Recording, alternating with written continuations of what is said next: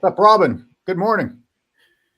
What's going on? Good afternoon, I guess, in my neck of the woods. Once again, I'm back with another one. My man AOH, the czar of video footage. It's great to be back with you. And we got a special guest for you guys today, man. So I hope you guys are ready for a really great show. Like I said, we got a really special guest in the house coming and joining us today, guys. You guys know we're going to have Jim from Self Research NBA Facts come through and do his usual thing, give us the facts. With his research that he does, second to none. So shout out to Jim over there who's going to come through. And once again, shout out to everybody in the chat that continues to come through, support our live streams. It means a lot, guys, that you guys continue to support us this way. I mean, you guys are really true fans of our channels and the live streams, man. So thank you very much, everybody out there. Dangerous Captain Charisma, Shades Cali, Chill Daddy, Who Oracle, The Real Siberius, So Inspirational, Styles McFly, Android 88, Cameron Peterson, Red Pill 9, Sphincter Scoldum, Wes Warden, Styles McFly, Mick Zuggins, AC24, The Autism Boy Cottage, Kelly Young, AC24, and you guys know the deal, man. Let's roll. We have a full show. Today. Lots to talk about. And pretty exciting to have Wilt Chamberlain archive on finally. And Jim just keeps cranking out great stuff. I could pick any of the last episodes he's done and be happy with it. But I want to say thank you to everyone for being here also. I know Robin brings the energy on that for me, but I'll say thank you also. Yeah, for real, guys. It means a lot. Shout out to my man, old school NBA fan, Andrew Music, TG, Rise Above Anything. Thank you very much, guys, for always coming through, man. It means a lot. And like my man AOH just said, we are going to have the Wilt Chamberlain Archive. That's right, ladies and gentlemen, the YouTube channel, the Wilt Chamberlain Archive. If you guys do not know the channel, please go check it out so you guys are a little bit, aware of what's going on in that channel and what that dude is about and what he's talking about. The guy over at the Wilt Chamberlain Archive, I want you guys to understand, he is a true historian of the game, all right? So he's going to come and join us a little bit later on. But like I said, man, it's really an honor to have him bring his astute historical knowledge to the live. Super, super low-hanging fruit, but I guess LeBron, after leaving his podcast where he disses Michael Jordan, goes out and tries to emulate Michael Jordan by trying to do what Michael Jordan does. Listen, if I were ever to play golf, I might try to look like Michael Jordan. I thought he was pretty stylish. I might enjoy a cigar out there, but LeBron, you don't get to do that when you fucking shit on Michael Jordan all the time. And then you turn around and wear his jersey number and go and try and look like him and act like him. And boy, I don't know. Do we need to talk about that? Is that enough? I just wanted to get it out there.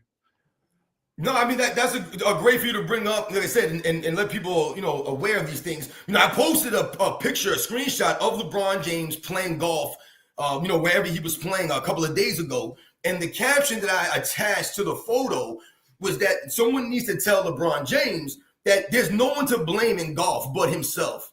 You can't blame your teammates. You can't blame the coaches in golf. There's no one to blame but yourself. That's the thing about golf. It's you versus the course. That's it. There are no excuses, man. So for someone like LeBron James to be trying out golf, he needs to understand there's no one to blame out there but himself. Did he actually swing the club, or did he just pose for a picture?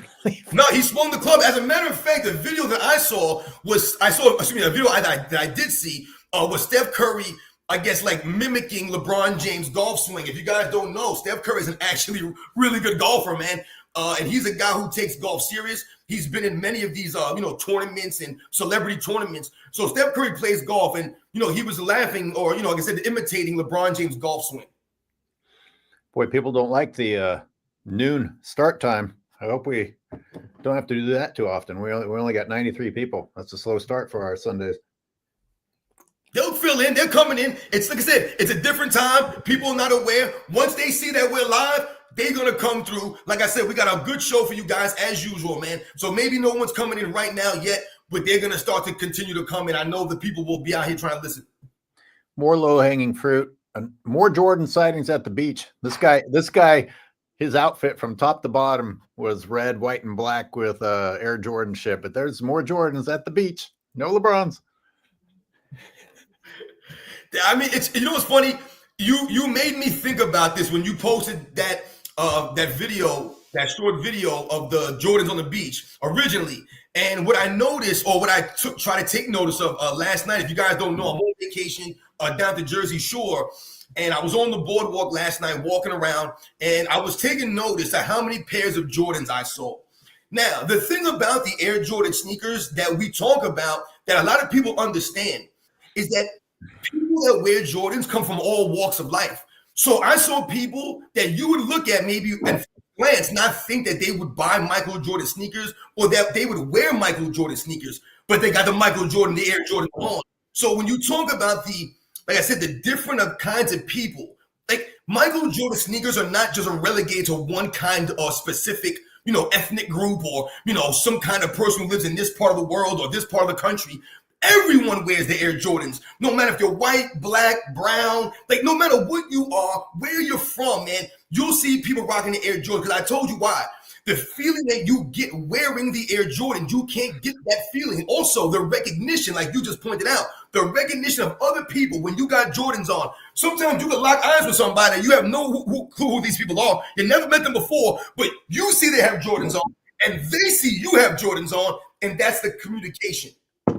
Yeah. Whereas if someone's wearing LeBrons, I'm probably going to walk the other direction.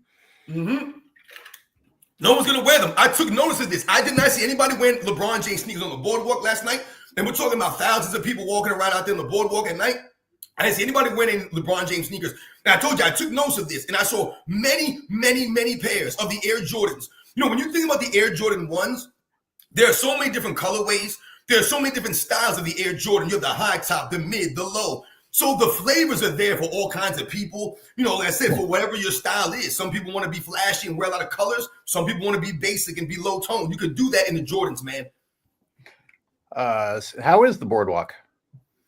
Oh, it's fantastic, man. Me and the family having a great time down here right now. Like I told you, it's our favorite place to come every year. And the boardwalk is great. They got the rides on there. They got good food, man. Amazing. I see that you managed to bring a little background to prop, despite the fact that you're on the move. I told my wife when we got here that I forgot I wanted to bring my posters and transfer and bring everything with me. But I was like, whatever, man. I got my Jordan jersey hanging up in the back, but I don't need no background. I am my own theme music. I am my background. Absolutely. Just so everybody knows, I've got my low-hanging fruit, my recent event stuff that I want to throw at sports and fitness rants at the beginning of the show. But we have Jim coming on from Self-Researched at 9:30.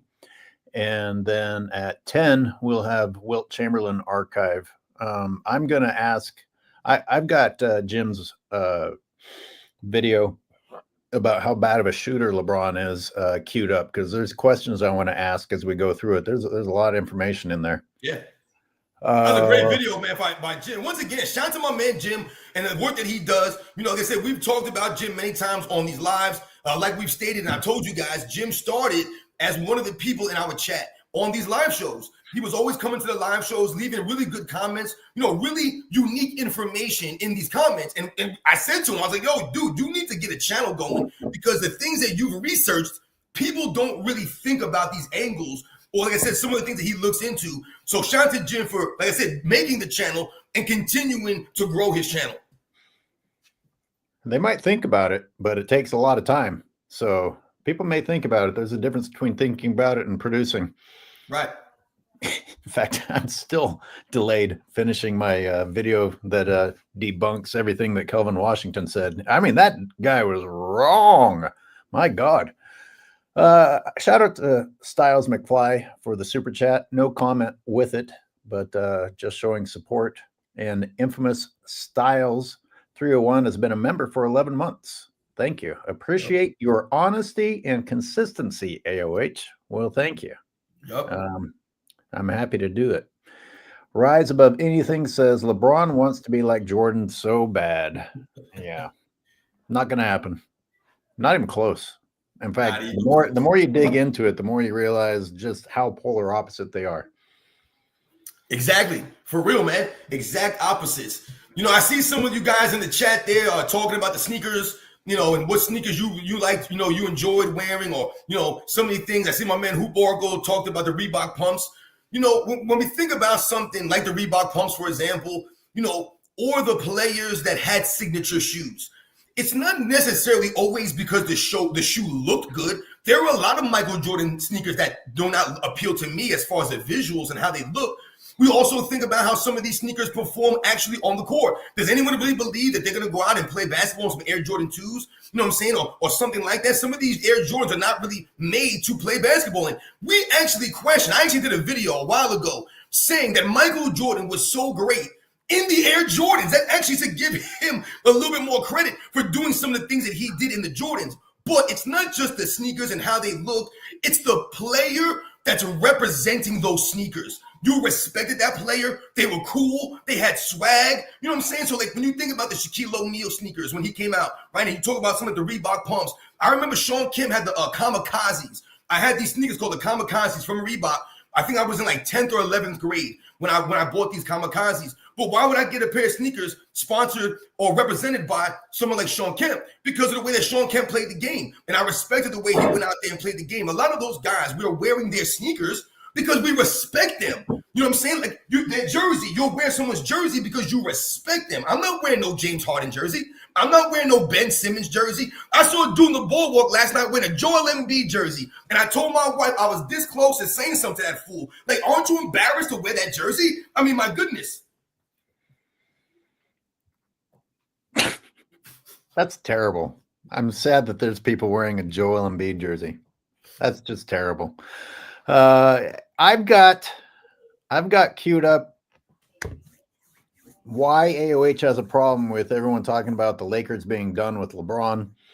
I had a new thought on KD's disrespectful comments about Michael Jordan. And I also have a problem with more of Rich Paul's vague interest in LeBron James. What with every other player, we know exactly who is interested. We don't have to hear, 4 unnamed teams, just like he had to warn people not to draft Bronny. Right. Jesus Christ. The shit. If anyone believes this shit, it's really something else. Any of those, I'll let you choose, Robin. Which of those do you want to start with? With the LeBron James and how the Lakers are not treating him fairly stuff?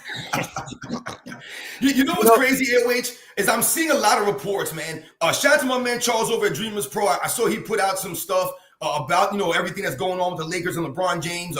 I saw Too Raw for TV talking about this. There's a lot of people talking about LeBron James and how he's being treated. But I saw something, some comments, and I wanted to touch on this. I saw a clip of, I guess when LeBron James was at one of the Summer League games or something like that, and LeBron James was there, and the people in the broadcast booth, they wanted to interview LeBron James at the game. And they wanted to ask him about what's going on with the Lakers and him.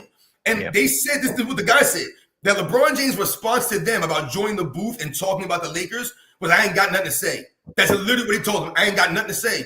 So when LeBron James comes out a couple of weeks back and he talks about ring culture, and then he starts talking about all these things, now you look like a hypocrite because it's obviously not about winning for LeBron James, man. When we talk about, what does he want in his career? So you downplay the rings because you have the 4-6 record when you clearly were chasing rings because you joined Miami, then you went back to Cleveland, now you're in LA. So you're obviously chasing rings. But at the same time, winning is not the priority for you because if the winning was the priority, then you wouldn't take a pay cut, would you not? LeBron James took that $53 million. He didn't take the pay cut. LeBron James could be playing for free. Now, I know that he is not going to play for free, but damn it, the man should be playing for the league minimum. You're a billionaire. Money should have no value to at this point as far as your NBA career, how much money you've gotten from the NBA. I mean, my goodness. So when you talk about all these stories surrounding LeBron James and the Los Angeles Lakers and how they're treating him, this is called karma right now. Donate your salary and don't do a press release about it like Jordan did when he donated his Wizard salary. Different size salary, granted, but the salaries now are just blow my mind. I can't even really wrap my head around them. It's just crazy. Or what these people do with this money. God. I mean, AOH, I wanted to touch on something else, but we're in the same vein. So let's keep this going here. along with what we're talking about with LeBron James refusing to take a pay cut, or like I said, when you're going to take that $53 million and you basically are showing and telling the Lakers organization, I don't care about you guys, I care about myself. So why would then they in turn care about you? It just really doesn't make any sense. Like I said, it's karma coming back on you. But in the same vein, Devin Booker just signed some record extension from the Phoenix Suns. And I'm wondering how the hell someone like Devin Booker, who I posted about this, who to me has missed more days of work, to me, missing that many days of work would get you suspended, would get you fired from a typical job. But for Devin Booker, he gets a raise for missing all these days. The impact that Devin Booker has had in the Phoenix Suns, like I said, if there's any Phoenix Suns fans out there in the chat, you guys tell me, what has Devin Booker done for your franchise? I'm not saying Devin Booker's a good player, because he is a good player, but he's overhyped, he's overvalued, and the amount of money he just re-signed for, the extension, is crazy to me. These guys are not earning it. They've just been given it. I got to interrupt because McZuggins is coming with the cleverness again. He says, Tiger got carried by caddies. LeBron made par with no help. I guess he's imitating LeBron diminishing people, other past greats. Yeah, but it wasn't the same playing field. Let's get it going on this fine Sunday. Cheers, and thank you for that, McZuggins. We always appreciate it. Shout out to McZuggins. Always got something to say. Really good. And that's the facts. LeBron James would find someone to blame. They definitely would. It would be something. He would be like, what's his name? You guys remember that movie? I don't know if you guys ever seen this movie, Tin Cup. There's a movie called Tin Cup with Kevin Costner. It's a really good movie, man. And it's about golf, right? And he's like this, golfer that had all these skills, but just, he was all messed up and stuff, right? He had all things going on, so he never really became anybody, but he's a really good golfer. There's a scene in that movie where Kevin Costner's, on the greens, and he's trying to get himself together, and he's out there competing in this, this tournament. And he's doing really good, but then all of a sudden he starts to fall back into his own ways, and him and his caddy start going back and forth about what club he should be going with. He wants this club. The caddy says, hey, I think you should use this one. So Kevin Costner in this movie proceeds to break every single club he had in his bag over his knee. Broke all the clubs over his knee until he got to that one last club. And he used that one club to finish the entire tournament. That is essentially what LeBron James would do out there. He would start breaking every club, start blaming the clubs, blaming the balls. Oh, I need a Titleist, not a Nike ball. When I was learning golf, I didn't have a bunch of all-stars there to teach me. Fucking whiny bitch. Oh, man, it's great. I saw somebody in the chat. Now, listen, I tried to ignore some of the weird chats. No, we don't have time. We don't have time. I know, right? And that's why I'm doing it. You guys have noticed I've tried to tone myself down. But I saw somebody in the chat write that SGA is more skilled than Michael Jordan. Like, stop it, please. I don't need to hear this stupidity. I didn't read it, and I don't want to hear it. Please. SGA, man, had a great season. Let's not get carried away, though. Read the comments from the supers instead. Wait, is that my man, Dart? D'Artagnan and Russell. Fans above all. Yo, shout out to my man, Dart, if that's really him coming through the Sunday live here. I'm not sure that's really him or an impersonator of my man, Dart. Oh, rise above all? Rise above anything. Some of these dudes jealous of MJ. It's sick. Exactly. It's jealousy and envy. Remember, guys, no grown man, no grown-up should ever be jealous or envious of another person, man. Don't have envy inside of you. And when you hear a lot of these ex-NBA players speak, especially guys like Isaiah Thomas and Scottie Pippen, guys, when you listen to them speak, there's nothing but jealous and enviness coming off of their tongues, guys. It's really sad that they're not okay and humbled by their own careers and what they accomplished. Gundamu says, you guys heard about LeBron playing golf like Mike? Yeah, that's why we're talking golf. And I said that the fact that LeBron tries to look like MJ by itself isn't weird because I might sport some of MJ's style. But the fact that he disrespects MJ 1 hour and then tries to emulate him the next hour is weird. He talks about weird ring culture. LeBron's just weird, period. Yup. And Exactly. NBA fans above all, thank you for that quick one. Let me spit out, because we're gonna have Jim on in a minute. I'll just spit out some of this stuff, and our viewers can let it marinate and say what they think. Here's the reason I don't like all these headlines or saying that the Lakers disrespected LeBron and he got slapped in the face and all that. 8 goddamn years. If he stays, it's 8 fucking years. They gave him 8 years. That's more than most franchises give other players, 8 fucking years. It's not, why would they re-sign him? It's not AOH. it's not crazy that the Lakers are moving on at all. So it's the natural course. So this idea that, oh wow, the Lakers finally grew some balls and are telling LeBron who's boss. No, it's been a case of they've had 0 balls whatsoever. It's been inverted balls. The fact that they're doing what any franchise that's intelligent and wants to win finally is being called slapping them in the face is crazy. LeBron James himself gave us a timeline.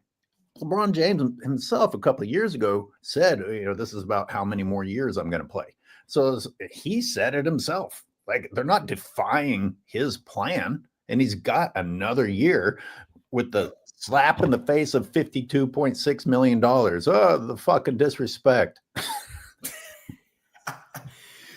AOH is funny when you're talking about all this stuff and you're talking about the Lakers organization and what they've done for LeBron James. Like you said, they gave this man 7 years, right? They allowed him to stay on the team. And think about what he did for the Lakers organization. Let's not forget, guys, when LeBron James first came to Lakers in 2019, he didn't bring anybody with him. That was the first time that LeBron James went to another team and he didn't bring a bunch of guys with him, right? Well, but they tried. Remember, they tried. They did. He couldn't get no one to come. He couldn't get Kawhi Leonard. He couldn't get Paul George to come there. He couldn't get those guys to come. Remember they asked Steph Curry, hey, you want to play with LeBron James? He's like, no, I'm good. Yeah. So, if you think about it this way, so he goes there in 2019, and what happens? They proceed to not make the playoffs, not make the play-in. They don't do anything that year, right? They win basically the same amount of games they won the year before without LeBron James. But what happens in the offseason, guys? What do the Lakers do for LeBron James? They fire their head coach, Luke Walton. They trade a bunch of guys. They get Anthony Davis, right? Anthony Davis requested trade to come play there. His boy, his agent, his best friend, his agent. So not only do they get rid of the player, the coach, they get rid of players. They go look at how many trades the Lakers have done since LeBron James has been there. Look how many free agents they have signed. Look how many coaches they got rid of. LeBron James on his 4th coach, guys, in LA, just in LA. This will be his 8th season, and he's already on his 4th coach. So if we do the math, that's 1 new head coach every 2 seasons, just in LA. But you're going to sit there and turn around, what do they do to LeBron James? They're disrespecting LeBron James. They're not treating him right. They've given this man everything.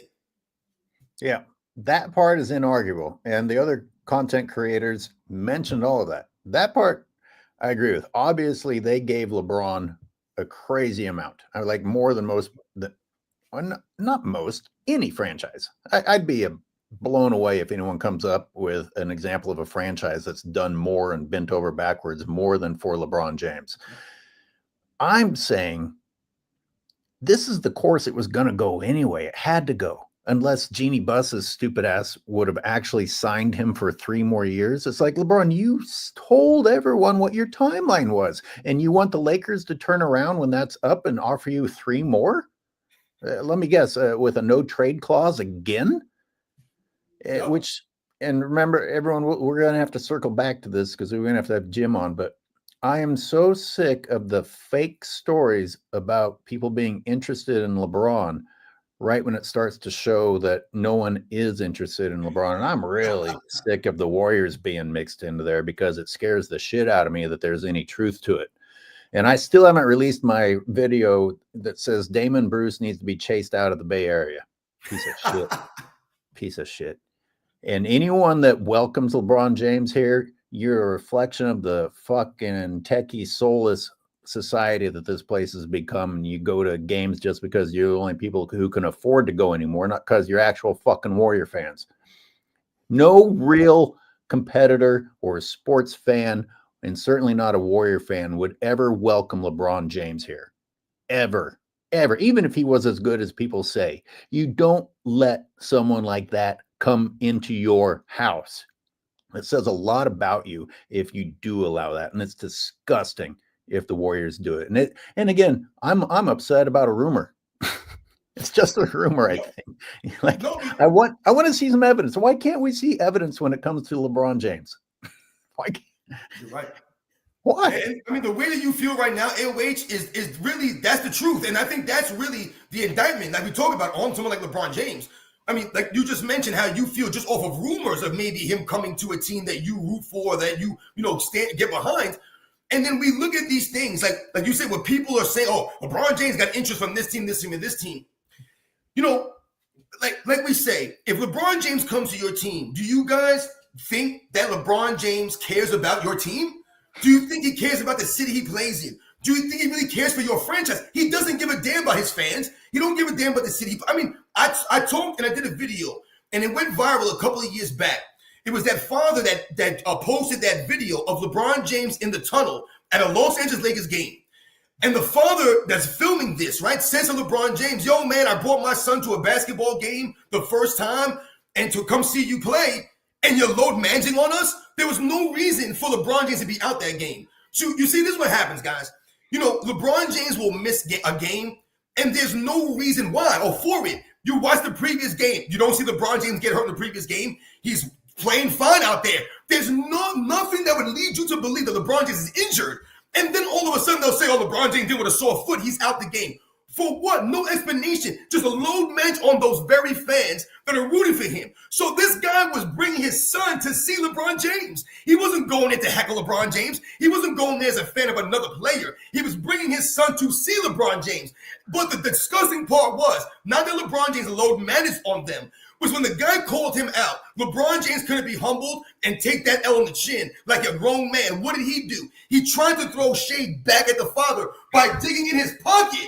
He started digging in his pocket, LeBron James, as if he was going to throw money at the father and be like, yo, here, man, I'll pay for the tickets that you just spent money on. Are you kidding me, man? LeBron James is not about the money. It's the principle, you clown. Wow. It was bad enough without that part. Dude went to his pockets, AOH. Went to his pockets like a complete dirtbag. You guys think that we're sitting on these live streams talking about LeBron James just because we just don't like the way he looks, or we don't like where he was born, or we're racist against LeBron James? LeBron James is a dirtbag piece of garbage, guys. Remember that. He don't give a damn about none of his damn fans. He don't give a damn about the game. And all of his actions are evidence of this. When you got people out here in the chat, people making videos crying, well, you guys just keep talking about LeBron James. He's a great player. He's this, he's that. You guys are blind to all this. Yeah, I think the sadness of the fan base is a pretty big part of the motivation. I hope that at some point you hear something that we're saying, because you're worshiping a piece of trash. Please don't behave like LeBron James, and please don't think that that's the way to be a man or a human being for that matter. And Robin, you set me up nicely for the part about what Kevin Durant said that I don't think anyone else said. Like, these guys say things that are so dumb that we get distracted with the obvious parts. But Kevin Durant said, you know, this shit's hard. You know, you get your MVPs and you get your championships, and, you know, some people after that just want to go play baseball. And here's the different angle, or maybe I think it is a different angle. And if it's not, then I'm sorry. I didn't hear it from anyone else first. You should move on. Does anyone realize that maybe you should move on? When you accomplish that much, maybe it is time for a new challenge in your life.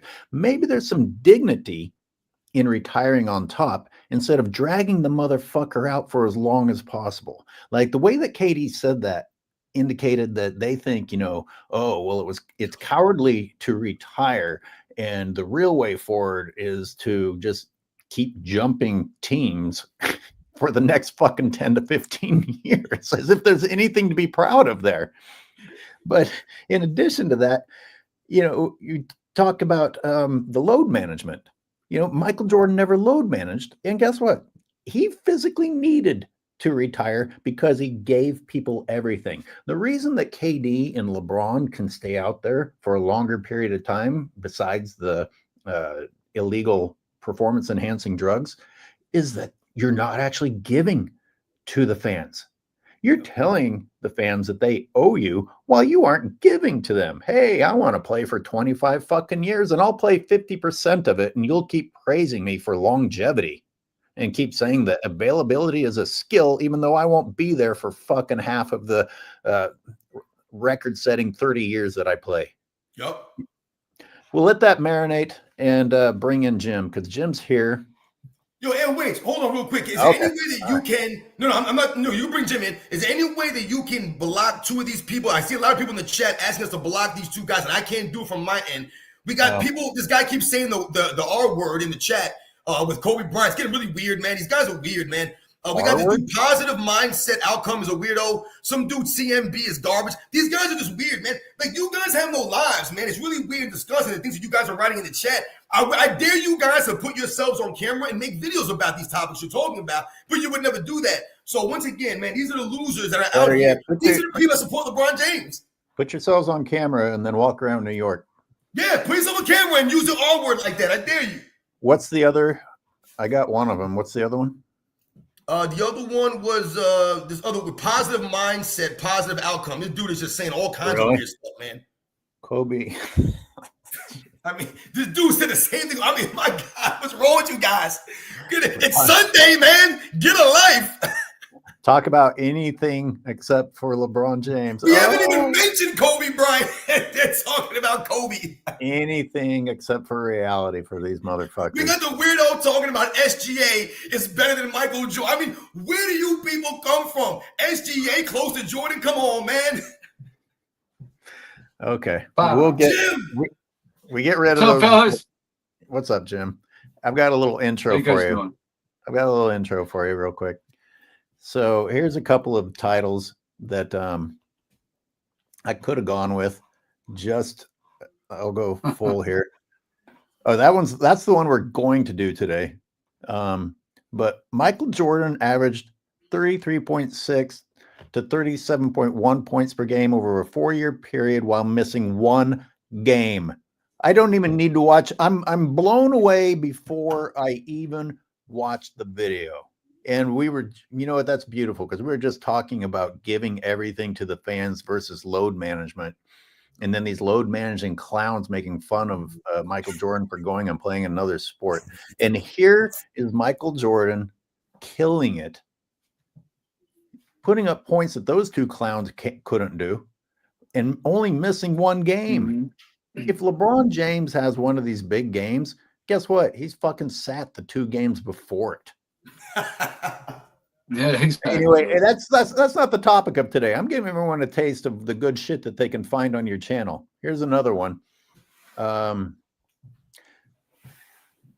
Jordan and Bulls beat a 50-plus win team. 7 of 8 times the Bulls won 50-plus games.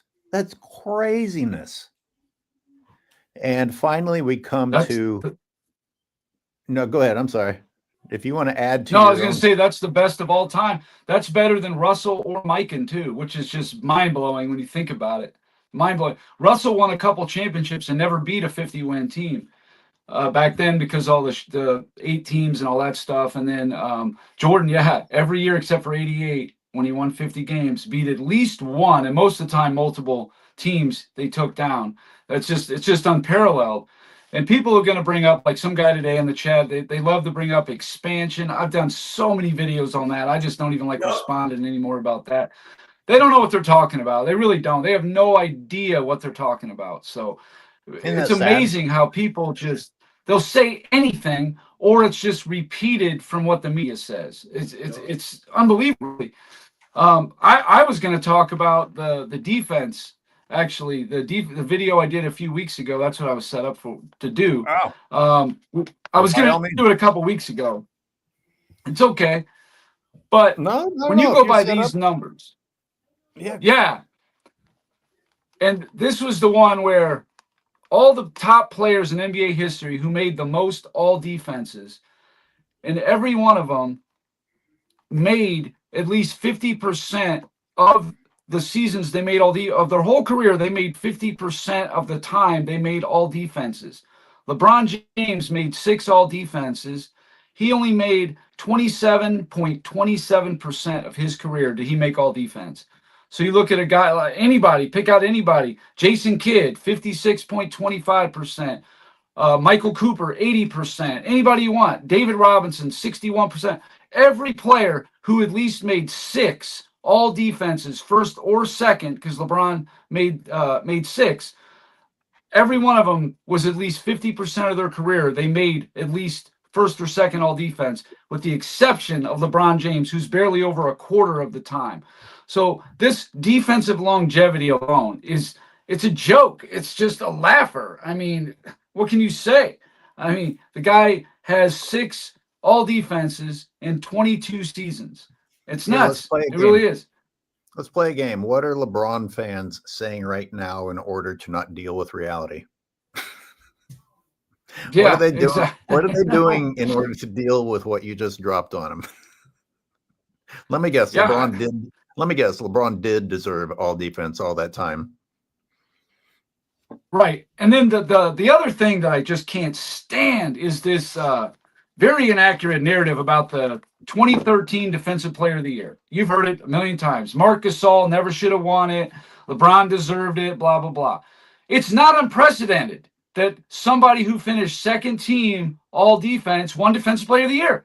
1986, Alvin Robertson, second team all NBA or all defense, he won Defensive Player of the Year. Dikembe Mutombo, 1995, he won Defensive Player of the Year, but it was Robinson and Olajuwon that were all defense. The year before, Tyson Chandler in 2012, he won Defensive Player of the Year. He was second team all defense.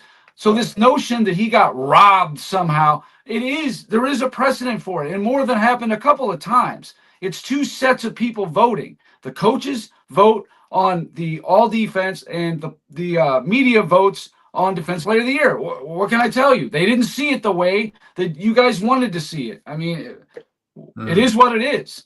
He didn't get cheated in anything. When you go back and look at even the voting, he was closer to the pack, which was like Serge Ibaka, Tim Duncan. I think even like Paul George was in there. He was much closer to those guys than he ever was Marc Gasol. And the numbers just weren't there.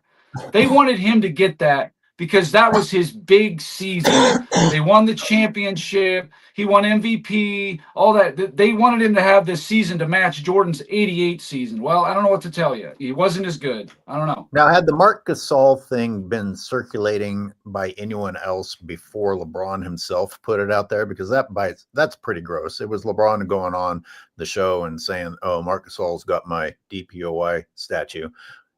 But right. I could be wrong. Did anyone else talk about this before LeBron did, or did LeBron put it out there and then his minions repeated it? I never heard it. I heard the Shannon Sharp and Nick Wright, all these guys. And Nick Wright, man, I wish I had the clips. 3 separate occasions he said he was only 6 votes away. Then he said he was only 3 votes away. He was only 2 votes away. The guy will say anything. He's just, whatever he feels like saying, he just says it, and never any pushback. That's my biggest problem, is the lack of pushback and the fans that just run with it. It's disgusting. It really is. I mean, I think it was 16, but he says Nick Wright will say as little as 2. Yeah, he'll say as little as 2, and like he was so far away from it. He was closer to the third place guy, like only by a couple votes, than he was Marc Gasol. It's the craziest thing ever. It really is. He had no numbers for it anyway. But what's funny is in that era, the Defensive Player of the Year contenders, Marc Gasol, Serge Ibaka, Paul George, they're fine defenders, but they weren't killers.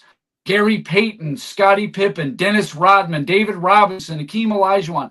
That's who you had to go through to win Defensive Player of the Year. Like Mutombo in 95. You know how hard that was to win that for him? We were all surprised when he won it. Like you got Robinson, Olajuwon, Ewing, Gary Payton, Jordan, Scottie Pippen, all these great first-class defenders. And Mutombo won it. Not saying he didn't deserve it, but look at all the people he had to beat out. He wasn't beating out Paul George and Marc Gasol. You know what I mean? Totally different landscape in the 90s than in the 2010s.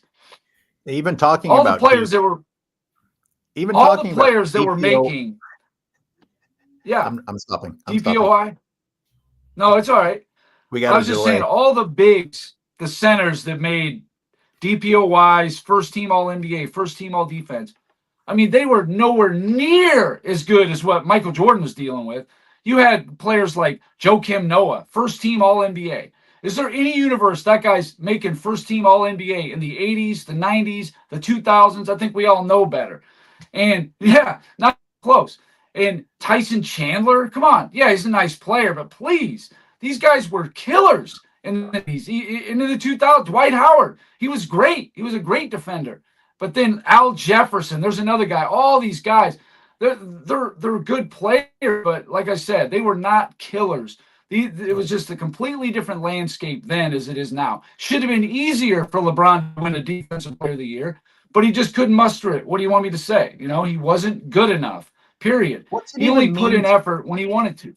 What's it even mean to be a DPOY in an era when you're not allowed to play defense? That's like getting the All-Star MVP when the All-Star game is a fucking clown show. Right. Yeah, same thing, pretty much. I mean, it is just total clown show. And it's hard to compare, you know, eras. It is. I know the defense was much tougher. You're allowed to do more, all that. I get it. It was completely different. But this guy could never do anything. He had this little window where he won half his championships, all defenses, and his MVPs in this nice little 5-6 year window. Anything before that or after that, he's basically got nothing. He's got nothing. He's got 15 years, a 5-year before and a 10-year after, where he's got nothing. No accolades to speak of. People act like this all-star thing is a big deal. Come on, man. They're just penciling. Kareem Abdul-Jabbar made all-star his last season. He's putting up 10 points a game. Come on, man. Just stop it. It doesn't mean anything. You know what I mean? It just doesn't. Hank Aaron made 21 all-stars. Anybody ever call him the GOAT? I don't think so. Yo, Satchel Paige pitched, and he was 58 years old. In the major leagues, he pitched 3 innings at the end of his career at 58 years old. Satchel Paige. And by all accounts, Satchel Paige had true longevity, not the way LeBron James has his fake longevity. Yo, my man Jim, once again, you come through with the heat, man. You come in here with the facts. There's too much, Jim. You got to slow down here, man, with everything you just said, because this is insane, the things that you're saying, man. When we talk about Defensive Player of the Year awards, I say the same thing to the LeBron James fans all the time. Okay, you want to say LeBron James was robbed in 2013? Let's say he was robbed. But where was his defensive presence and effort in 2014? Or 2015, or 2016, or 2017, or 2018, or 2019, or 2020, or 2021, 2022. I mean, this man's been playing basketball, like Jim mentioned, for a long time. But he has 4, 5, or 6, whatever it is, all defensive teams in about, a 6-year stretch. But you said, where's all that effort for the rest of your career? LeBron James could have won the Defensive Player of the Year in any one of these seasons if he was that great, that potent.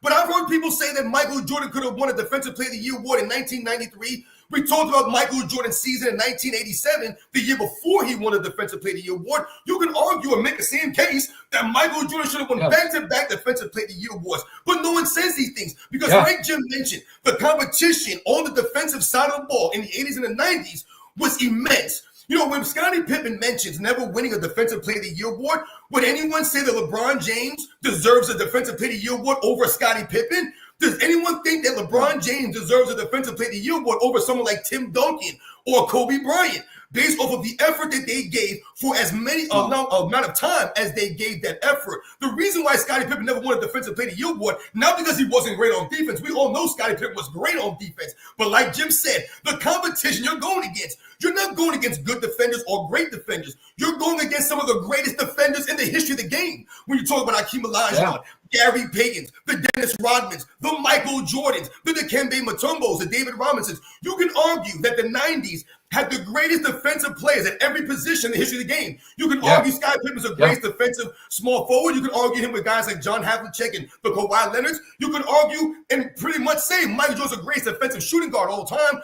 I think a lot of people would argue Gary Payton's a great defensive point guard of all time with guys like I said, Walt Clyde Frazier, amongst others. You can argue that Hakeem Olajuwon is the greatest defensive center of all time. And you can argue Dennis Rodman, the greatest defensive power forward in the history of the game. All those guys played in the 90s. Right. You know, just one more thing. Something that's funny is Alonzo Mourning. He was a great defender. He was a great player, right? He won Defensive Player of the Year back-to-back in 99 and 2000, and he also was first-team All-NBA in 1999. Why couldn't he do that in the first 7 years of his career? Because players like Ewing, Olajuwon, Robinson, they aged out. Now Mourning had the ability to go and get him a Defensive Player of the Year. He couldn't make one second team, all defensive team throughout the whole 90s while those guys were still in their prime. Couldn't do it. I mean, Bruce Bowen, he was around in the 90s. Why couldn't he do something? Clifford Robinson, guy made multiple all defenses. Not in the 90s he didn't. He played a whole decade in the 90s. But not till the 2000s did he start making all defense. Same with Doug Christie. He played like 7 years in the 90s. But then when those guys aged out, now he's making all defenses. That's always my argument for the 90s was easily the toughest defensive era of all time. Right there's your proof. And one other thing, too. What do we say to the guys like, let's say, Dennis Johnson? Dennis Johnson's a 9-time all-defensive player, 6-time first team. What do we say to a guy like that who only played 13 years, 14 years in a career, but he played at the highest level possible, year in, year out, all defense, instead of a guy who just did it for 5 years and then moved on from defense? What does that say about Dennis Johnson compared to LeBron James? To me, that this guy deserves a lot more credit for playing on both sides of the ball for a longer period of time. I mean, it's just a joke, and people just go along with it. They disregard his defense. They just disregard it. No big deal. He's putting up points, though, right? There's just a complete absence of this sense of responsibility that you should go and make sure that what you're about to accept is actually true. It doesn't exist anymore. But we appreciate that people like you are out there still digging up the truth amongst an ocean of lies. I got a couple. I want to play the first 2 minutes of your latest video, and it could be like a teaser for next week, if you don't mind. Yeah. And I see we already have we already have the NBA historian, the Wilt Chamberlain archive, ready to join us afterward, and I'll also the real Siberius. Bring him, wait, bring him in with Jim real quick. Can you do that or no? Sure. I want to know what you can play Jim's a couple minutes from Jim's video, but I want to know and see what he has to say about what Jim just said. Okay, fair enough. Okay, real Siberius. I didn't go. He's talking about the load management we were talking about earlier. This is a really terrible story. I didn't go to an NBA game for 20 years. I finally did last year, and 4 stars didn't play. When I saw Jordan, he played every time I went to see him play. Yeah, there you go. But hey, let's have KD and LeBron play for another 10 years part-time. Yay. Okay, everyone. That's a sad reality for a lot of fans out there, man. Welcome to the stage, sir. Gentlemen, thank you for having me on. Hey, how you doing? Good, and yourself? Yeah, nice. How do we refer to you? Good, thank you. In short. Well, I was talking to Robin earlier. You guys can call me Dan, like that's my name. My email for anybody that's ever tried to get a hold of me is like Dan the Man 9758. I think that's my handle on Reddit as well. I've been posting on there for a number of years. But yeah, I've been sort of rebranding my channel a little bit. I never intended to be on camera at any point, but it just due to the formatting and trying to find a way to illustrate points that I was trying to make. And I guess YouTube monetization rules and all these things. I was like, you know what? I gotta take the plunge. So from that point forward, you know, my channel started as Wilt Chamberlain Archive. It's still called that, but I'm sort of rebranding videos where I'm in it as NBA historian, either reacts or, and, you know, I've got future ones planned where it's like NBA historian, you know, it's not a reaction video, but it's just, you know, sort of unique content. So either one, NBA historian, Wilt Chamberlain Archive, or you guys can refer to me as Dan, either one.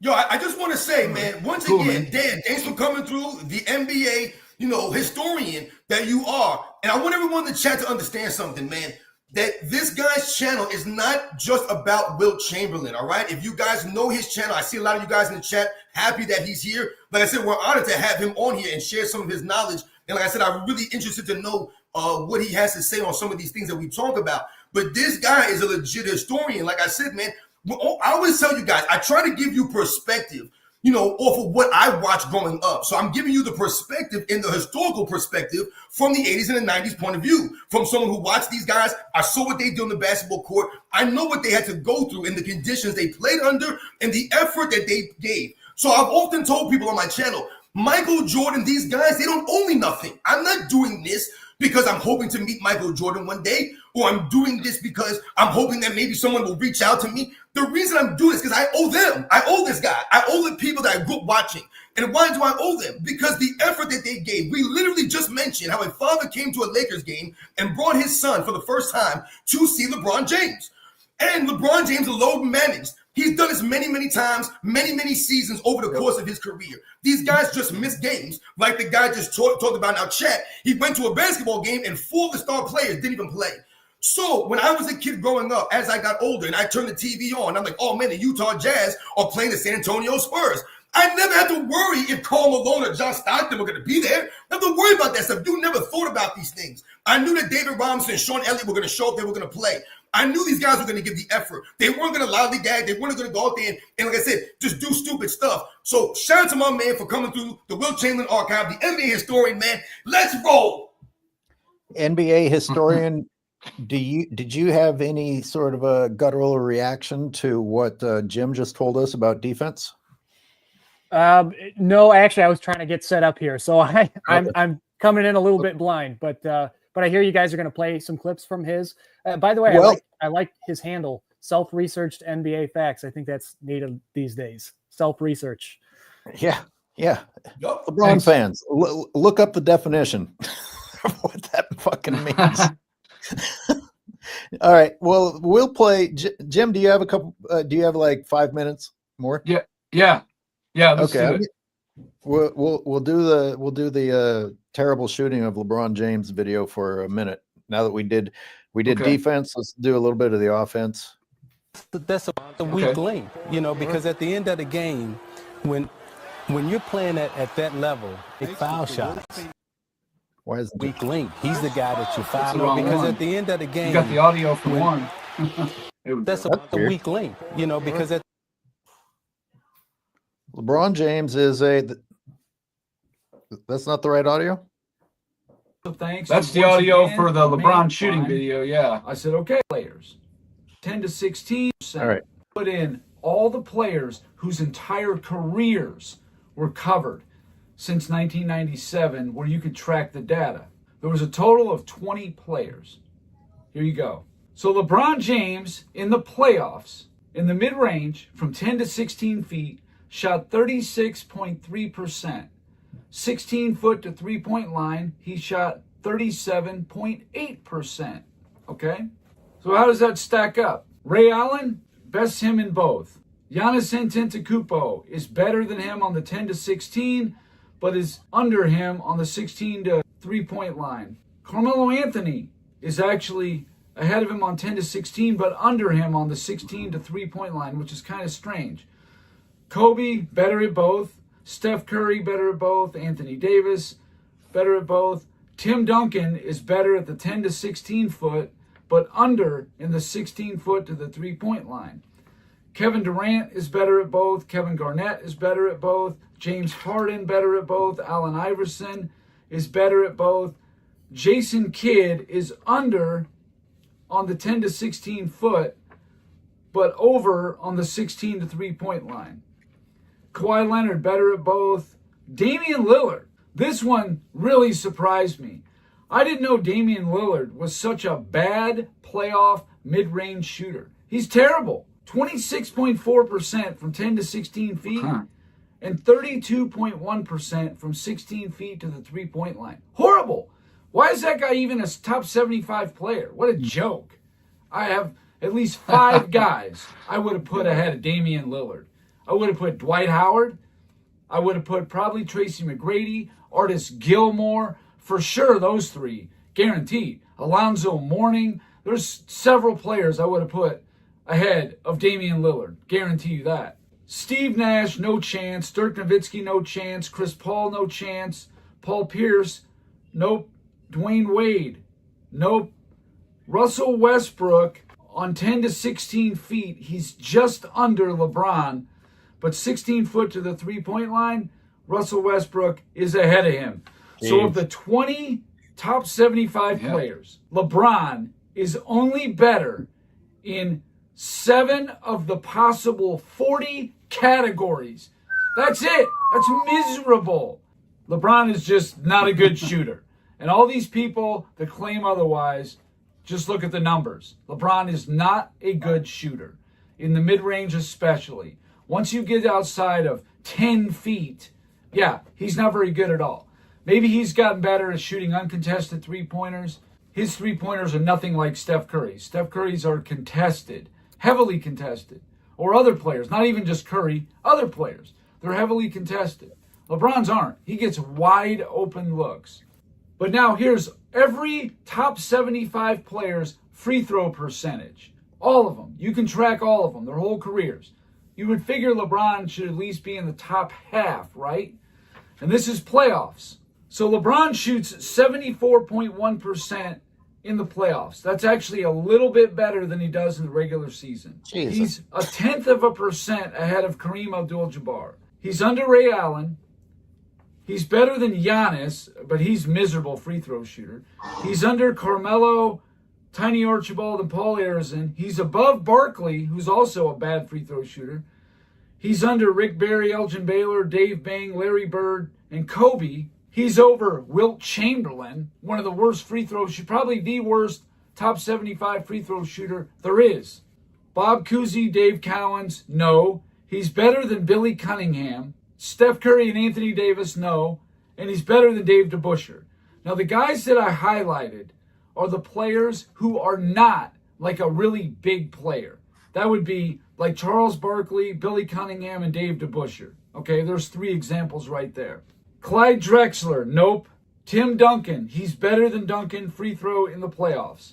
Really? Kevin Durant, Dr. J, nope. Barely. He's better than Patrick Ewing. He's under Walt Frazier, Barely. Kevin Garnett, George Gervin, Hal Greer, James Harden, John Havlicek. He's better than Elvin Hayes. Again, big guys who typically are bad free throw shooters. He's All right. So, like as usual, you have so much data you can get lost in it. We should just chew on what we heard so far. I mean, it's amazing how LeBron just isn't even better than the pack in pretty much anything, and keeps getting talked about as the best ever. He's not he's not even not the best at anything. He's like not better than most people at most categories. This LeBron James, he's like a center. He's like a center. Yeah. At free throws. He's just, and my issue is that the big media, they use general field goal percentage as some kind of a proof of how good a shooter LeBron is. That's my whole issue and why I made those videos. That's what those guys will flash up on the screen. Oh, he's a better shooter than Jordan because of field goal percentage. They're not going to tell you that he shoots 35% of his career shots inside of 3 feet, and Jordan's only at 16% of his career shots are within 3 feet. They're going to leave that detail out of it. Hey, you know what I want to do? I want to ask my man, NBA historian over here. I want to ask him what he thinks about what my man Jim just had to say in relation to something I saw on your channel, NBA historian, when in relation to how you talked about field goal percentage numbers of the guys back in the 60s and how often people will try to knock these guys shooting based off their percentages.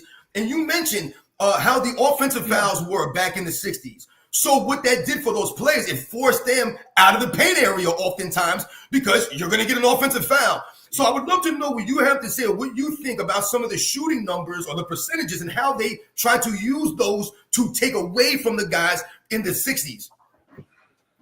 Well, that's a great segue into one of my first thoughts when Jim was listing all those numbers was the mid-range data he had. Obviously, that's going to be a metric. I'm sure that's recent. It was hard. It probably doesn't exist for like the past guys, but it's interesting how the rules have changed spanning, I mean, there isn't even one line of like an era where one begins, one ends, whatever. But like, let's say if you just peel back decades, the game is called differently. It's called differently in the 90s than it was in the early 80s, which is different than the 60s. And one thing I thought that stood out was how low a lot of those field goal percentages are in that range. So, Robin, you brought up a good point that in that era, it's something that I touched on in my videos. In that era, you can't really play downhill. Like, and you guys are talking about LeBron, for example. Like he plays downhill. Like that's kind of his thing. And by those eras rules, lowering the shoulder, using your off arm to fend somebody off, that's not allowed. Yeah. And so those guys are forced to shoot. Like, it changes a little like into the 80s and 90s, but like, let's say the 60s guys, and they're the ones who are usually knocked for their field goal percentage. Well, they're the ones that have to pull up in a really tight space. And a lot of them have a great pull-up jumper from that range in that tight space. But what does it show up as? It shows up as like 45% field goal. But if you looked at those numbers, like on the chart you had, like that's pretty good. And they're not shooting deep shots. The paint's crowded, but there's really no incentive to play way far back for most of those guys. That everything's 2 points. And what they can't do is they can't drive on somebody like Bill Russell. Heck, even take those guys out of the equation. They can't even drive on their own matchup. If they run into the guy at all, their shoulder or whatever, it's going to translate as a turnover. So they had to know how to pull up and play that range. So it's interesting. I like seeing that metric. I think if the rules had not changed so much over the years, I think we'd see a lot more similar scores, spanning the generations, or a lot more similar field goal percentages, things like that. I think a lot of player stats is era dependent to some extent. Like it must be understood, or we should at least try to understand, why Dr. J shoots a certain percentage versus like why Steph Curry's shooting his percentages. What kind of shots are they taking? What kind of shots did they have to take?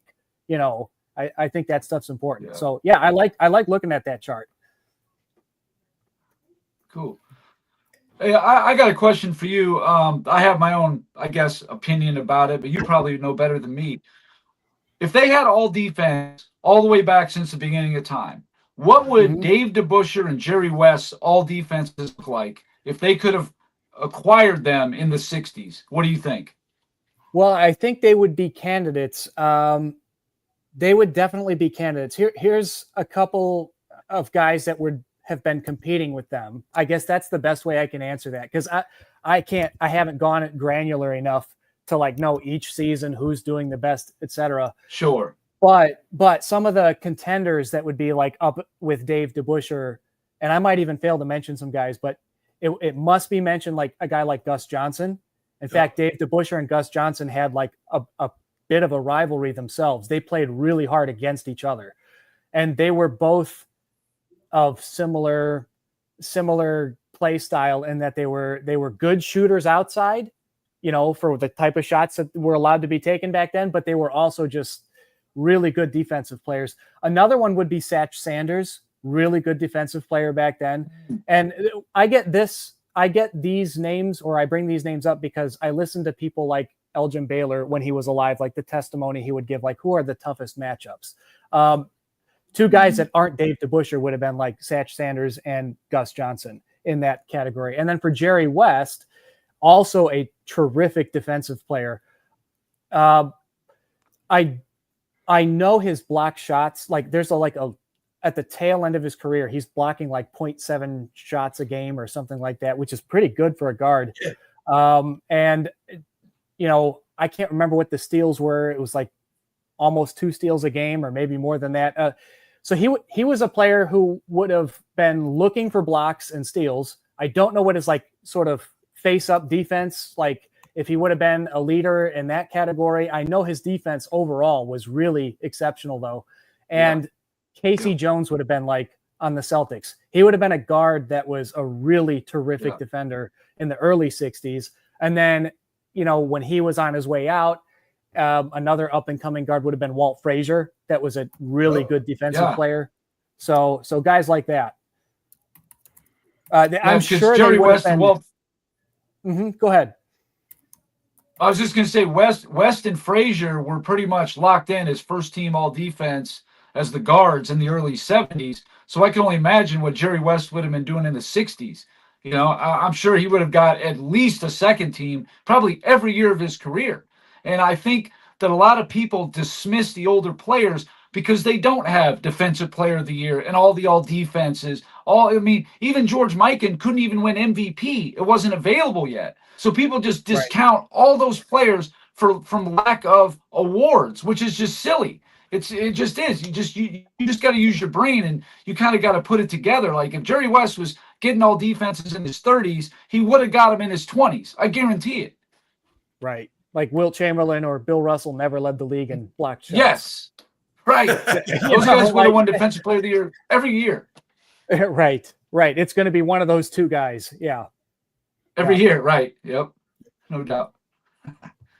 That's some great stuff right there, guys. For real, man. I appreciate everything that you guys just said right there. Like you said, you're giving. See, this is what we're talking about, putting out people's name. I mean, Gus Johnson, when last time you heard Gus Johnson's name brought up? You know, the stories I heard about Gus Johnson, that this guy was like a brick wall, man. Like, you didn't want to have to. See, we often hear the term grown man strength, right? We hear that a lot in society. That's what someone like Gus Johnson had, that grown man strength, man, where these guys get on you and you can't move them down low. Shout out to Dave DeBusschere, man. Dave DeBusschere was my mother's favorite basketball player when she was young growing up. She used to always talk about Dave DeBusschere to me. I was like, who the hell is Dave DeBusschere? I didn't know who this freaking guy was. And then as I get older in life and I start to realize these guys are freaking good, man. So, yeah, much respect to what you guys just said, man.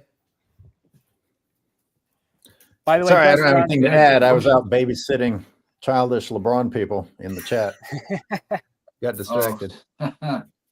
Anybody should check out Gus Johnson highlights if they've never seen that guy play, by the way.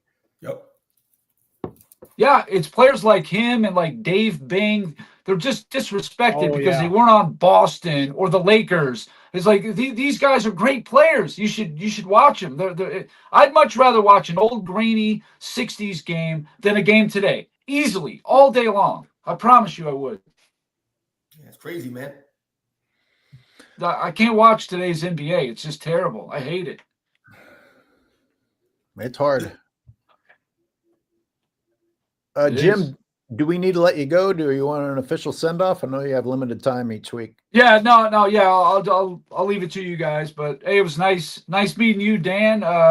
You do great work. Jim. I appreciate it, man. Thanks for keeping NBA history alive. I try to, but you're a little more in depth than I am, and I know I can learn some stuff from you. So I look forward to looking into more of your content.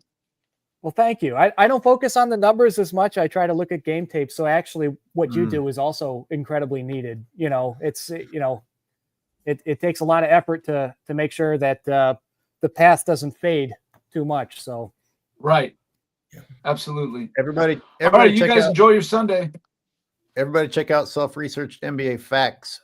He's cranking out great videos. You're going to have a hard time keeping up. He's cranking them out at a fast rate these days, but appreciate you coming on. Yeah, it's an unhealthy obsession. I admit it. My man, Jim. Thanks again, Jim, for coming through, man. Like I said, much respect. Right. Remember, Jim started out in our chat, guys, on our Sunday live shows. And this guy was leaving comments, and I kept thinking, who the hell is this guy that has all this information? And we told him, yo, you should start a channel, man, because you got all this information that you've researched and you've done the work. You need to spread the word and put it out there so people can understand this. So much respect to Jim and what he's done, man. Thank you. Absolutely. You guys enjoy your Sunday. I'll talk to you all soon. See you later, Jim.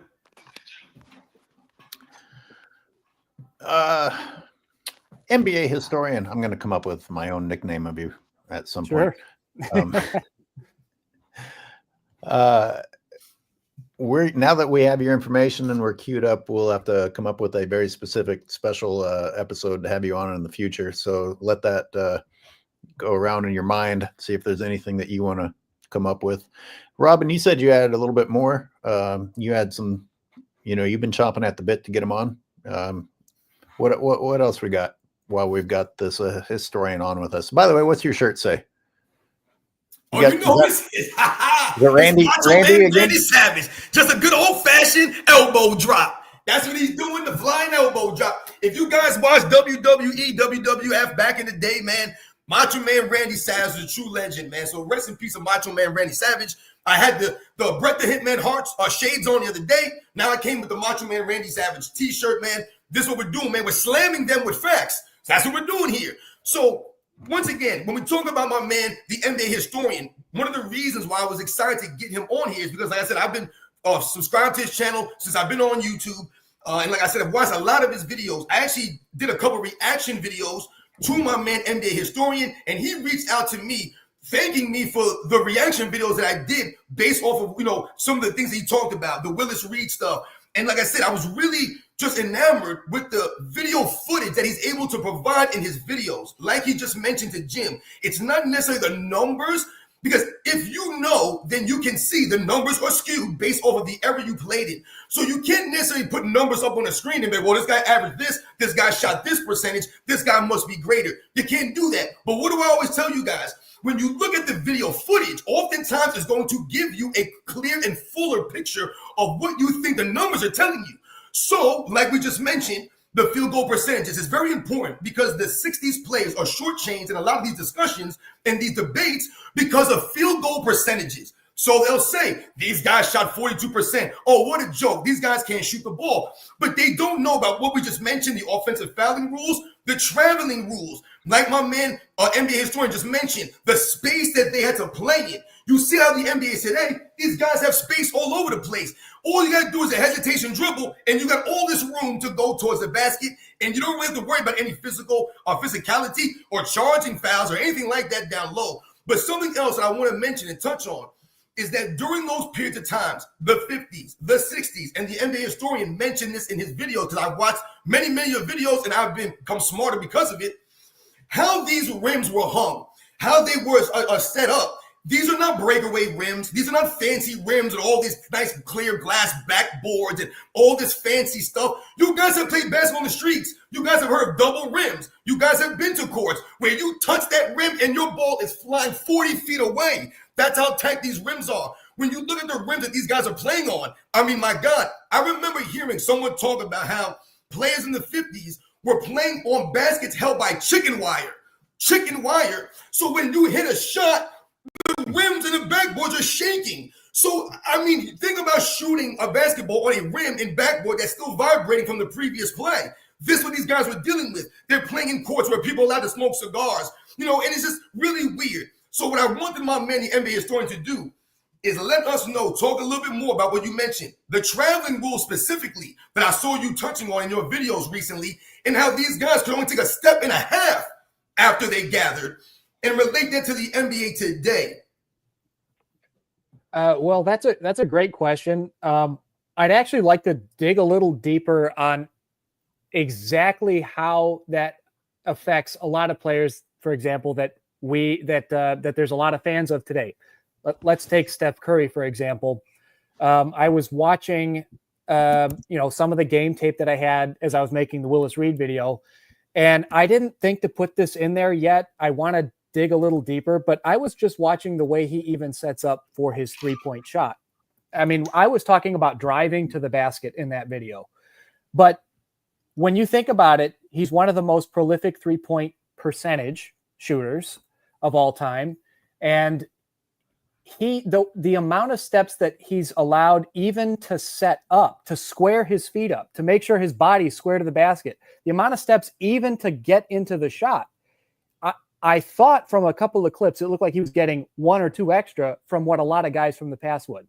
So I haven't done a direct comparison, but I guess I'll allude that maybe in the future, you guys will see a video where I show that here's XYZ players from back then getting called for the exact same footwork that players today that are prolific three-point shooters or prolific, long-range shooters, the exact same number of steps that they're taking to square up for their shot, those guys were getting called as traveling. That makes a huge difference on what you're able to accomplish as far as a shooter. If you can't square up, if you can't get your feet set, you're not going to be a consistent shooter. If you're only given less steps to even square up for a jump shot, it's going to affect your field goal percentage. So, that's something that's probably going to be in a future video.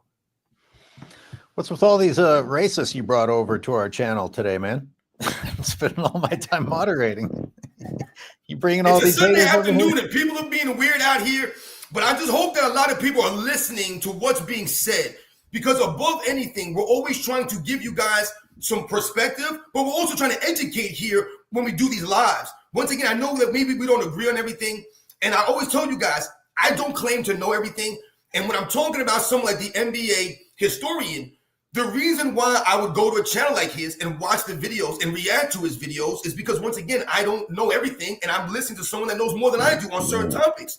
So I've always told you guys, I didn't grow up watching basketball in the 50s and the 60s. I don't even do any research on the 50s and the 60s. I didn't even know you could find video footage that I've seen on this guy's channel. Like I said, outstanding video footage. And we know with technology these days, we're being able to see a lot of these 4K things, or these things being brought to the light now, the Wilt Chamberlain footage going against Bill Russell. But there's a lot of stuff out there. Like you mentioned, you talked about Elgin Baylor and some of the things that he said. I actually did a video on Elgin Baylor based off of videos that I watched on your channel. So once again, this is why I become educated and learn about these things. And why did I do that? Because I kept hearing people talk about Dr. J in relation to Michael Jordan and what Michael Jordan learned from Dr. J, the passing of the torch. But then I'm listening to Dr. J speak, and he's talking about when he was a kid going outside and trying to do what Elgin Baylor was doing. So then what do I do then? I go and watch the Elgin Baylor video footage, and I see Elgin Baylor doing the up and under like Michael Jordan. This is what the man was doing in the 60s, guys. And people try to talk about these dudes as if they didn't have skills. No, they weren't good. And if you really think about it, I've said this many times, the standard was higher for those guys. So there's no way we can say that they were less skilled. You can't say that. It's impossible for you to say they're less skilled. I say the same analogy every time. I coach my son in basketball since he was in kindergarten. He's going into 3rd grade now. And what do we do for kids at that age? We lower the rim for them to play on an 8-foot rim. They're allowed to carry and travel with the basketball when they're 6, 7 years old. Why? Because the standard must be lowered for them because they're children. They're learning the game. So 2025, these guys are bigger, stronger, faster. They're more skilled than guys like Elgin Baylor, but yet the standard has been lowered immensely for them. You would think today we would raise the standard for these guys because they're so great. Damn, these guys are so great. We have to raise the standard. We can't let them get 2 steps. Then we can get 1.5 steps now, right? You would think that these guys would be playing more than 82 games by now. The guys back in 68 started playing 82 games. How can they be able to go through the conditions in the world that they were dealing with? You had guys playing basketball fighting through a civil rights movement. Bill Russell, Wilt Chamberlain are playing basketball when they can't even stay in the freaking hotels in the city that they're playing in. They can't drink from certain water fountains. They have to worry about these nonsensical things, all while playing basketball at the highest level, but somehow those guys are not as skilled. Or the guys today, Wilt Chamberlain didn't have to deal with social media. Michael Jordan didn't have to deal with social media. No freaking duh. Wilt Chamberlain was living it. He was living it, man. And you guys talk about social media. You think that racists can hurt you through social media platforms? These guys would walk out in the streets and not know they get attacked by police dogs or they're going to be attacked for no damn reason, man. Those guys were legit players. And like I said, when I watch the videos and then you see what these guys could do on the court under those standards, we laugh at Bob Cousy. Oh, Bob Cousy had to dribble like this. He couldn't dribble. No, duh. I want you to try to dribble the basketball to the letter of the law and see how you look. Dan the historian, I was just scrolling through your channel, and I know you've got a lot of footage that you've pulled out of the past. Here's my tough question for you. Is there one clip of Wilt Chamberlain's athleticism that blows your mind more than anything else that you're like, why, I did not expect to find that one? That's a great question. There's a couple, and I've posted most of them. The first one that comes to mind is when he's taking hook shots from the corner and he swishes like 4 of them in a row. And It looks very effortless, very polished, and he's not known as a shooter. Like he is a good shooter fadeaway, like on the block, but he's not even known as a hook shot artist. Like I've got like 5 clips of him taking a hook shot in his whole career. Not a normal shot in his bag. More so early in his career, which we have much less footage of. So that's why there's hardly any footage of that. But he was on the Harlem Globetrotters, and I believe he would have probably been practicing that shot when he was on the Harlem Globetrotters. So there's that.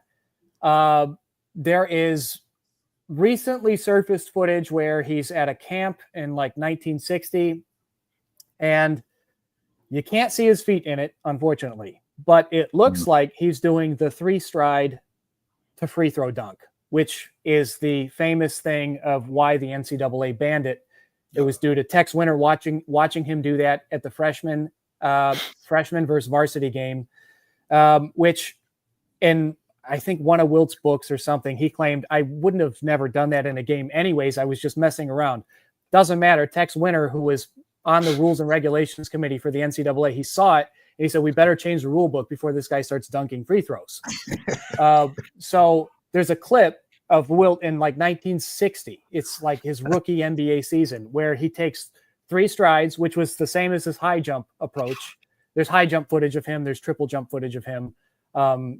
It's the same 3 strides, right? And then he dunks it. And I wish the camera was pointing at his feet. I think he was trying to do an exhibition for like kids or whatever that were at the camp where he was doing a free throw line dunk or something close to it. And in that same set of clips, he drains a half court. It's like a 2-hand set shot. Actually, I can't tell if he shoots it like a free throw. I can't remember. I can't recall off the top of my head, but he does a half court shot. And when you pair that with, so here's the thing with Wilt, 95% of anything he ever did is not on film.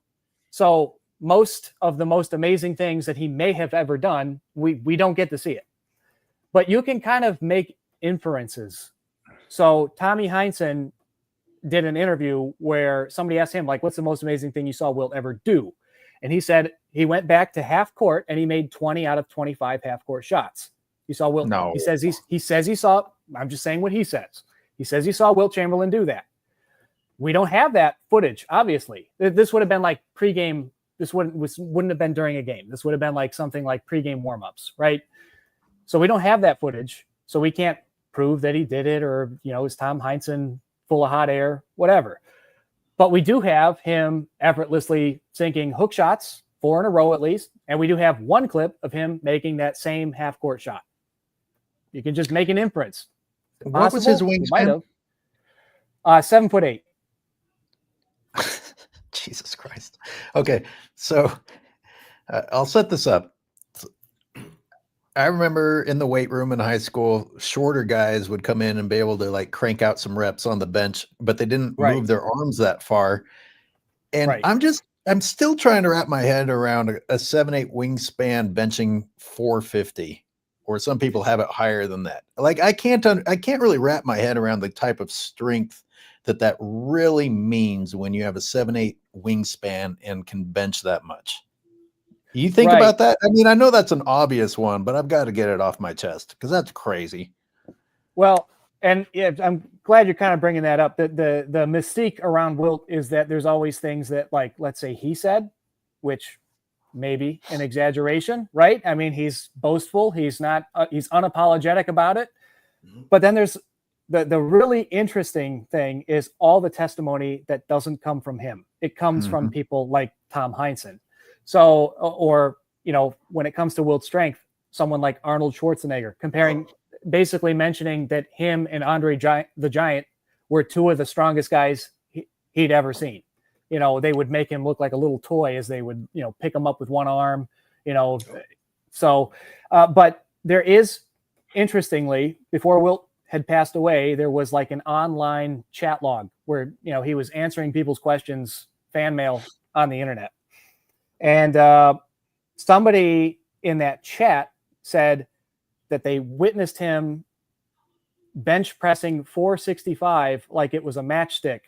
And when they were at Stanford Gym and they were asking him, like, what is his maximum bench press? I think he says there, like, he can probably do a little more than that. But again, that's what he said. But I tend to way more when someone else says something. I feel like people out there have less reason to, glaze him up. So I tend to weigh that more. So that's a number that sticks out to me as like, maybe he was benching 465. I don't know. I didn't see it, but And he's most people who played with or against him or watched him would claim he's the strongest player that ever played in NBA history. Now, where you're going to get into some disagreements would be people who saw the Shaq era and up. Sure. They might say Shaq. Okay. A lot of those who say it's still Shaq, or I'll mention, a lot of them didn't see Wilt. They can only watch old footage, and he looks pretty lithe. He's not built like Shaq. Shaq was built, he was heavier set. Wilt wasn't, but Wilt has, there's a clip that I had uploaded where he's shaking Shaq's hand. And if you guys never seen that, he's big. He looks like Shaq would have disappeared if he stood in front of Shaq. Really? He shook the soul out of Shaq's hand. Yeah, it's just a handshake in the video. Yeah, but it's less about the handshake even. I'm just mentioning like the stature that he had. He was listed at 7'1". Yeah, right. He did the old man handshake to Shaq and, caught him off guard. So, yeah. But he looks a lot bigger than both Patrick Ewing and Shaq. Like, just standing there. And I think if I had to guess one of the reasons why, I think Shaq has gone on record, like behind the scenes, that he's really about 6'11" and a half barefoot, Shaq, and Wilt is about 7'1" barefoot. And Wilt they were both listed 7'1", but I actually think Shaq's a little bit shorter. I don't know. I've not had a tape measure to either one of them, right? But I think this is from behind the scenes. There's news archive footage, there's pictures and things like that where people are measuring Wilt without his shoes and all that kind of stuff. So I think Wilt was a little bit taller, naturally. And then I also think he had really high set shoulders, like really like a short neck and a short head, so to speak, right? At like his height, a lot of it was his shoulders. There's video of him against like standing next to like 7'5" people. And he makes them look small still. But it's like not to the height to the top of his head. It's like how high are his shoulders and how broad are his shoulders. And he's a really big person. And I think that's, like he played against Artis Gilmore. He makes Artis Gilmore look small. It's an unfair influence when you've seen somebody, because Shaq blows my mind. Like a guy that tall should not have arms that big. It seems unfair, but right. Like you guys just said, if you'd seen Wilt, maybe you'd think about him that way too. Shaq, by the way, tell me if this sounds accurate, has a 7'7" wingspan, and Wilt had 7'8". You said? Yes. Okay. That's from what I've been able to research as well. And their weights, Shaq was heavier than Wilt for most of his career versus most of Wilt's career. Obviously, he was built. Shaq was pushing 400 for a little bit. Right. I was going to say the highest number I think I had was like 375 or 385, something like that. And he may have even been high.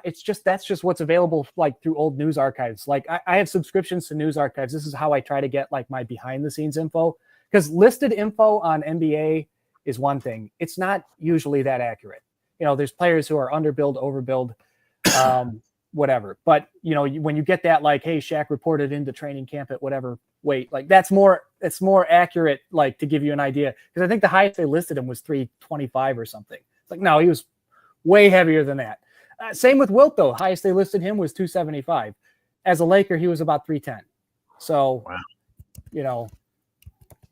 These are some great points that you're bringing up right now, and this is why we have you here, for everything that you just explained to us beautifully right there in that segment. And one of the things that I want to mention also is when you talk about the heights of these players and how they're taken. So what I'm hearing from my research that I've seen and looked at, they used to measure these players in bare feet. That's how they give the measurements. Now, like you just mentioned, everything is done in sneakers. And I'm not knocking that. I get it. You want to give these guys an extra inch or two to make the NBA and these guys look taller. I get all of that, man. I have no problem with that. But like you mentioned, they were actually taking truer measurements back in them days. These guys were being measured without sneakers on, all right? So that's a true measurement of their height. These guys are not getting an extra inch or two. We all know you put sneakers on and you get an extra inch. Some sneakers, you might get even a little bit more.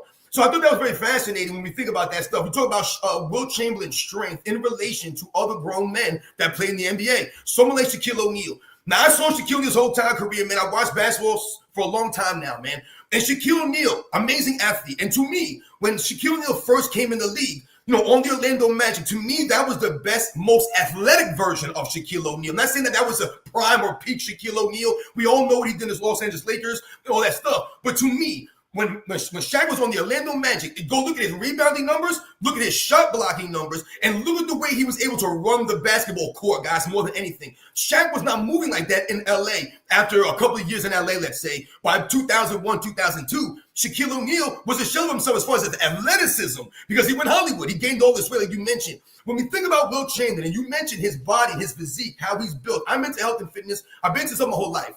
When you think about strength, and we talk about strength being relative to all of us, right? What's heavy for me may not be heavy for you, NBA historian, and what's heavy for you may not be heavy for me, might be heavy for AOH, may not be heavy to the next person.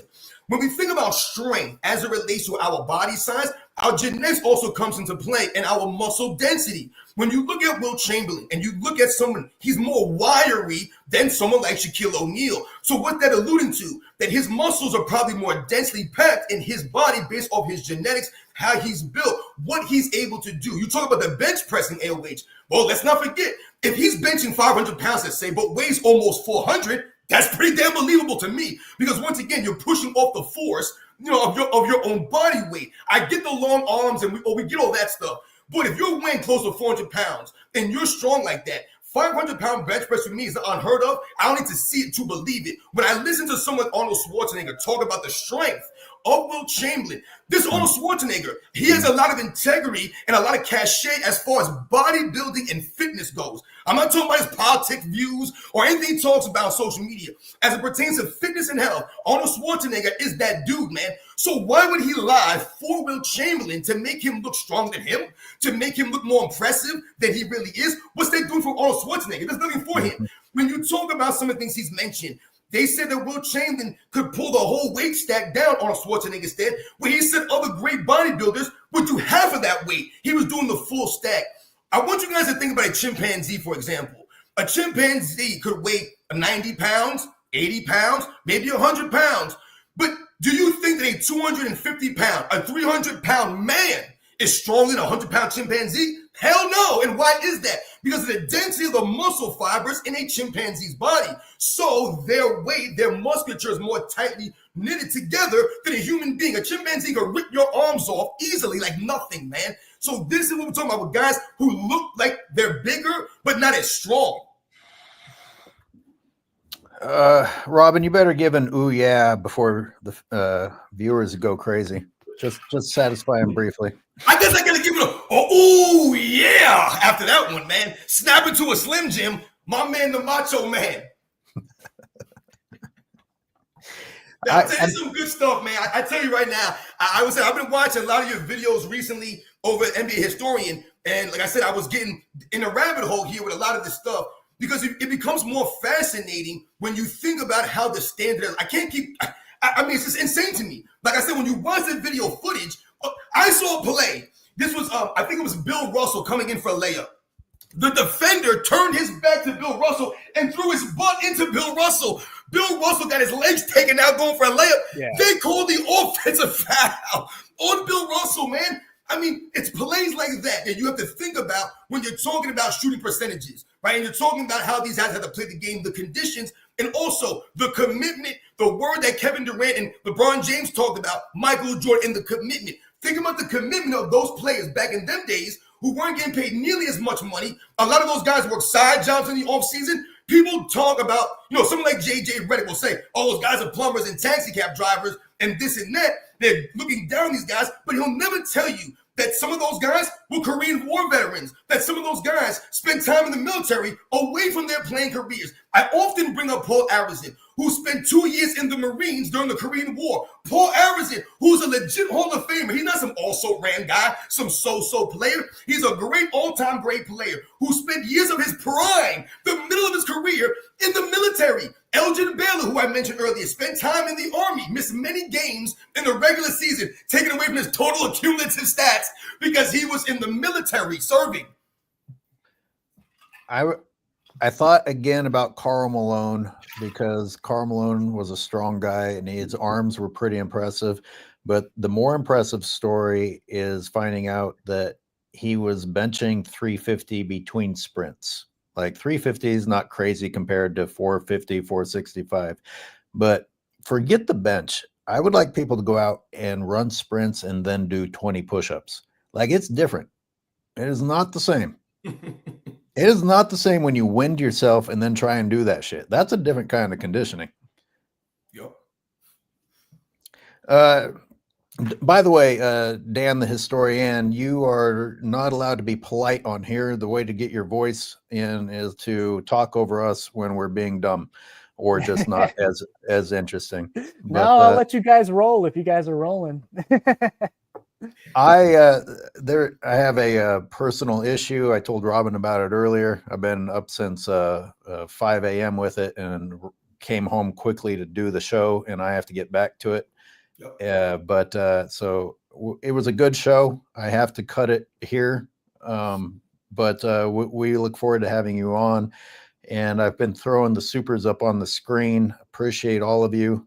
We will, not get to respond to all of them today, but Robin, thanks for bringing the NBA historian. Absolutely. Anyways, again, as always, man, it's a pleasure to do these live shows. Like I said, it was great to have Jim come on and do his segment like he always does, giving us the effort, putting the time in and doing this research, bringing some numbers that a lot of us haven't heard. Not even my man, the NBA historian, was aware of some of these numbers from, that was from 1997. That information has been kept since 1997, or that Jim did the research on. And once again, shout out to my man, the Wilt Chamberlain Archive, for coming through here, a true NBA historian. Like I said, you guys should check his channel out. Like I said, if it's good enough for me to look at, it's good enough for you guys, man. All right? Like I said, you're going to get the information, and you're going to get a different look, a different perspective of what these guys were dealing with. And really, like I said, these guys were actually just as skilled, if not even more skilled than the guys today, guys. It just has to be the reality. You can't be held to a lower standard and be more skilled. It doesn't make any sense to me. So once again, thank you for everyone in the chat that came through and supports our channel, man. It really means a lot, guys. It's truly, truly humbling, man. Thank you very much. And you guys know the deal, man. We'll catch you guys on the next one, man. Thank you, Dan. And thanks Thank for you guys. tuning in for Dan. The Wilt Chamberlain Archive is still the name of the channel for now, right? Or is it? It is for now. It may stay that way, but my series, NBA Historian Reacts, NBA Historian, whatever. So we'll see how it goes. Sounds good. Thanks, everybody, for coming here.